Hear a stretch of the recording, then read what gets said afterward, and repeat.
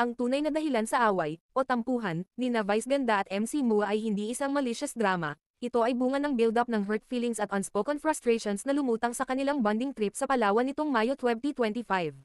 Sa vlog ni Vice na inilabas noong ika-22 ng Mayo, kinumpronte niya si MC dahil sa paulit-ulit na pagiging huli ni MC sa pagkain, bonding, at pagligo, na hindi nakaisip sa mga kasama nilang naghihintay. Pagkapuot, buwisit ako sa'yo, dahil sa kawalan ni MC ng sense of oneness, tila hindi niya pinapahalagahan ang group dynamics kahit sa loob ng personal bonding trip. Ito'y hindi isang scripted, lumutang talaga ang tensyon, at naiyak si MC habang tumatangkang ipaliwanag na gusto niyang ipakita ang best niya sa grupo. Nagkabati sila matapos ang emosyonal na usapan, naunawaan ni MC ang punto ni Vice at nagpasalamat sa pagtingin nito sa kanya bilang unique na friend. Ipinaliwanag ni Vice na siya lang ang matapang na magsabi ng totoo sa kanya, kaya sa wakas, naging mahalaga ang mensahe, pakikiisa at pakikisama, sa grupo.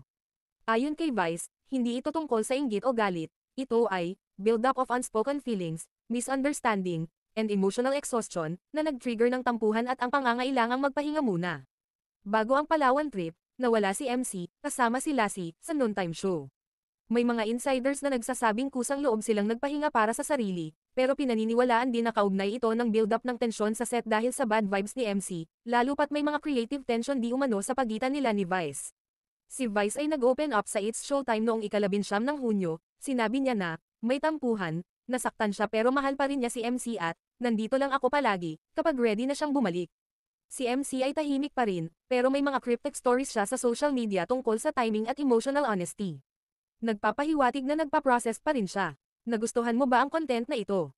Huwag kalimutang mag-like, follow and share.